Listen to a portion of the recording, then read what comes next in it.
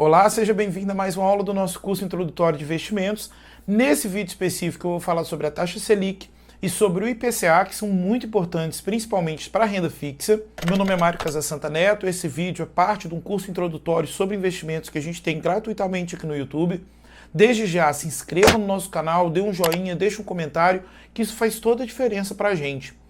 Como a gente está querendo fazer, levar essa missão de investimentos para mais pessoas, gerar perspectiva na vida das pessoas, de investimento quanto em outras áreas, isso faz uma grande diferença para a gente. Envia para outras pessoas que querem aprender sobre investimento. Essa é a terceira aula do nosso curso. Basicamente, nós temos duas taxas que devem ser observadas antes de fazermos qualquer investimento. São duas taxas principais, isso não quer dizer que existem outras, mas as duas principais, a meu ver, são a taxa Selic e o IPCA+. Tudo bem? Existem outras taxas como IGP, IGPM, mas nesse vídeo eu vou enfocar só a taxa Selic e IPCA+. A taxa Selic é o Sistema Especial de Liquidação em Custódia. Ela é uma taxa definida pelo Banco Central junto com o Ministro da Economia, e essa taxa ela tem função definir a política monetária nacional, e com isso o governo consegue controlar a inflação. Mas Mário, por que isso é tão importante para mim que estou fazendo investimentos? Por dois motivos principais. O primeiro motivo é a taxa Selic, ela é usada como referência para os empréstimos bancários, ou seja, os bancos eles vão utilizar a taxa Selic para emprestar dinheiro a uns juros mais altos ou uns juros mais baixos. Por exemplo, hoje, quando eu gravo esse vídeo, a taxa Selic está em 7,75%. Mas desde o ano 94, se a gente fizer a média em todos os anos, a taxa Selic foi em torno de 14,25%. Isso quer dizer que esse valor ele é referência para os bancos emprestarem dinheiro. Tudo bem, os bancos emprestarem dinheiro. Os bancos emprestam dinheiro por um cálculo muito simples. São pessoas que têm dinheiro, os poupadores, emprestando dinheiro para os devedores ou aqueles tomadores, aqueles que vão tomar dinheiro emprestado. Se a taxa Selic está em 7%, que é a taxa de referência que os bancos emprestam dinheiro um para o outro, eles têm que emprestar dinheiro para terceiros numa taxa ainda mais alta. Isso quer dizer que as pessoas vão ter mais consumo, vão ter mais dinheiro para consumo ou menos dinheiro para consumo. Isso acaba influenciando na inflação, pois as pessoas tendo mais dinheiro para gastar vai afetar as leis de oferta e demanda, que a gente já falou no outro vídeo anterior, e essa lei de oferta e demanda vai fazer com que a inflação se altere. A taxa Selic também é referência para outros investimentos. Vamos supor, a inflação está 10% ao ano, e você faz um investimento no banco a 100% do CDI. Você lembra lá que os juros que os bancos utilizam?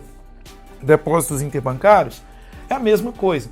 Se você empresta dinheiro para o banco a 100% do CDI, a 8%, vamos supor, 7,75%, mas a nossa inflação foi 10% ao ano, isso quer dizer que o seu dinheiro sofreu uma desvalorização de mais ou menos 2%. Você emprestou a 8% e a inflação está a 10%. A inflação é isso que acontece.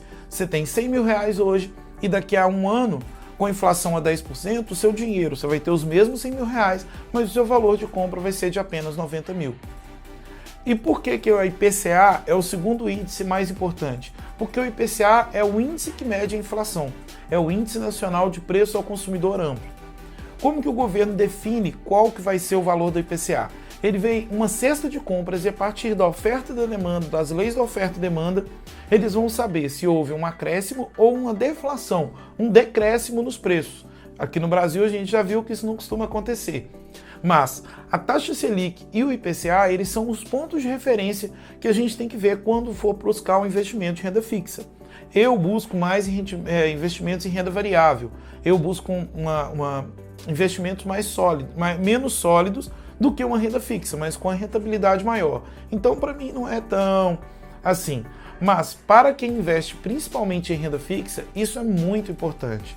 Imagina você faz um investimento a 8% ao ano, sendo que você sofre uma deflação, uma desvalorização do seu patrimônio de 10%. Por mais que você ganhe aqueles 8%, o seu dinheiro vai valer muito menos, porque o valor de compra vai diminuir. Mário, qual que é o cenário ideal? O cenário ideal é Selic abaixo da inflação, acima da inflação. Assim, você vai ter a rentabilidade da Selic e ainda vai ter mesmo sofrendo desvalorização com a inflação. Beleza? Existem vários títulos de renda fixa que rendem Selic mais IPCA, ou seja, ele vai salvar a inflação mais a Selic. Mas isso é caso para um outro vídeo, tudo bem? Principalmente títulos de tesouro direto, eles são muito pautados na Selic, que são o governo emprestando dinheiro para a gente. Faz diferença? Claro que faz diferença. Mas, no frigir dos ovos, a gente tem que buscar sempre investimentos mais rentáveis. Quanto mais a gente tem um planejamento financeiro, mais a gente consegue calcular essa desvalorização do nosso patrimônio com a nossa rentabilidade. Existem, por exemplo, pessoas que elas deixam o dinheiro no banco a uma Selic mais alta que a inflação, que são os chamados de rentistas. Vamos supor, você lembra que eu comentei que desde o Plano Real nós temos 14,25% ao ano?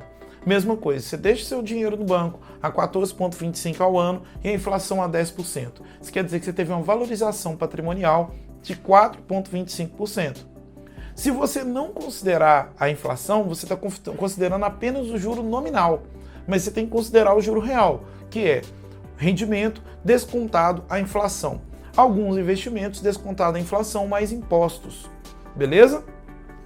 Então é basicamente isso. Quais são os dois índices principais que a gente tem que observar quando for fazer qualquer investimento de renda fixa?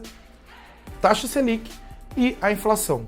Geralmente o governo, quando o governo abaixa a taxa Selic, ele está dizendo que invista em outros lugares, porque manter seu dinheiro a 100% do CDI não é interessante. Agora, quando ele sobe, ele fala assim, vamos segurar. As pessoas vão poder procurar alternativas de investimento que estejam mais consoantes com a política monetária do país. Beleza? Pessoal, desde já muito obrigado. Clique no nosso curtir, clique no joinha. Se esse vídeo fez sentido para você, deixa um comentário. Se não fez e ficou alguma dúvida, também deixa um comentário para a gente, que faz toda a diferença.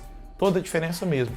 Quanto mais você curte, mais compartilha, o YouTube entrega para mais pessoas, e isso faz uma grande diferença para a gente, tá bom?